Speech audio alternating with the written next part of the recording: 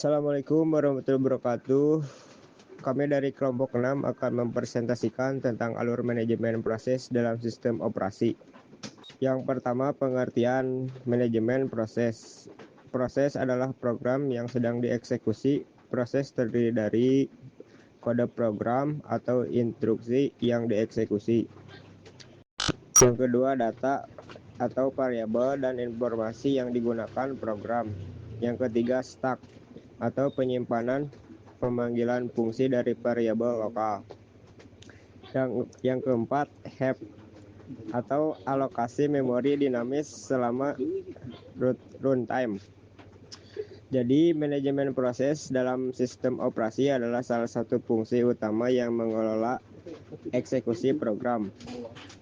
Sistem operasi bertanggung jawab untuk membuat, menjadwalkan, dan mengakhiri proses guna memastikan efisien dan kinerja sistem optimal.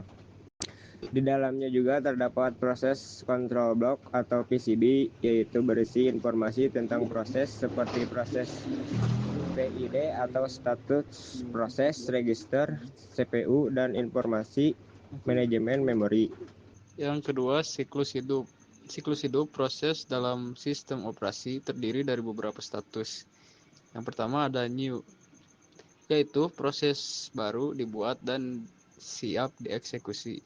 Yang kedua ada ready, yaitu proses siap dijalankan oleh CPU tentang menunggu giliran. Yang ketiga ada running, yaitu proses sedang dieksekusi oleh CPU. Yang keempat ada blockade atau waiting, yaitu proses menunggu sumber daya atau peristiwa tertentu. Dan yang terakhir ada terminate, yaitu proses selesai dieksekusi dan dihapus dari sistem. 3. Sistem operasi. 1. Pembuatan proses. Sistem operasi membuat proses baru menggunakan mekanisme seperti fork dalam sistem berbasis Unix.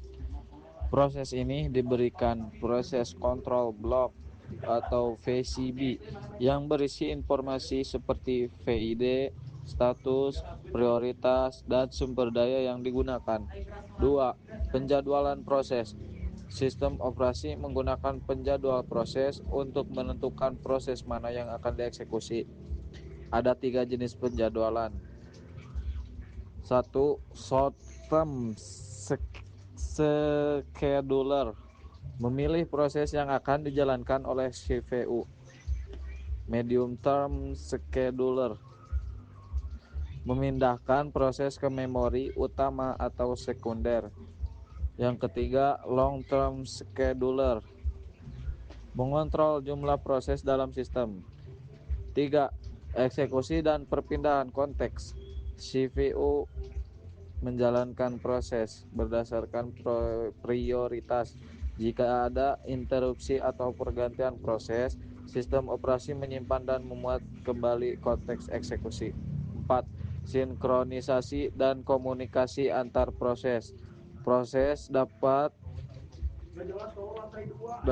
berkomunikasi menggunakan interproses communication atau IVC seperti shared memory dan message fetching. Sinkronisasi digunakan untuk menghindari kondisi balapan atau race condition dengan mekanisme seperti semaphore dan mutex. Kelima, ada terminasi proses. Setelah eksekusi selesai, sistem operasi akan membersihkan sumber daya yang digunakan oleh proses. Proses bisa dihentikan secara normal atau karena kesalahan sistem.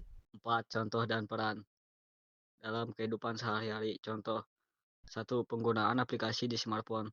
Saat membuka banyak aplikasi sekaligus, misal WhatsApp, YouTube, dan browser, sistem operasi mengatur proses agar tidak saling mengganggu dan tetap berjalan dengan lancar. 2. Pencetakan dokumen. Saat beberapa dokumen dikirim ke printer, sistem operasi menentukan urutan pencetakan scheduling agar tidak terjadi tumpang tindih. 3. Multitasking di komputer. Ketika mengetik dokumen di Microsoft Word sambil mendengarkan musik dan mengunduh file, sistem operasi mengatur sumber daya CPU agar semua proses dapat berjalan bersamaan tanpa lag. 4. Pemesanan makanan online. Dalam aplikasi seperti GoFood atau GrabFood, ada banyak proses yang berjalan, seperti pemrosesan pesanan, pencarian driver, dan pembayaran yang semuanya dikelola agar berjalan efisien. 5. Navigasi GPS. Aplikasi seperti Google Maps mengolah berbagai proses, termasuk menentukan rute tercepat, memperbarui informasi lalu lintas secara real time, dan menampilkan lokasi pengguna. Peran 1. Mengatur jalannya program. 2. Membagi tugas ke CPU. 3. Mengelola penggunaan memori. 4. Menghubungkan antar program. 5. Mencegah crash atau hang. 6. Membantu multitasking. Lalu yang terakhir ada kesimpulan. Manajemen proses adalah bagian penting dari sistem operasi yang bertugas mengatur eksekusi proses agar sistem berjalan lancar dan efisien, memastikan penggunaan sumber daya optimal CPU, memori, dan perangkat I/O dialokasikan dengan baik agar tidak terjadi konflik antar proses, mendukung multitasking dan komunikasi antar proses, memungkinkan beberapa program berjalan bersamaan serta berbagi data dengan aman, mencegah masalah seperti deadlock dan crash, menghindari situasi di mana proses saling menunggu dan menyebabkan sistem macet, serta meningkatkan efisiensi dan stabilitas sistem. Dengan pengelolaan yang baik, komputer dapat bekerja lebih cepat dan responsif. Mungkin itu aja presentasi dari kami, kurang lebihnya mohon dimaafkan. Terima kasih. Wassalamualaikum warahmatullahi wabarakatuh.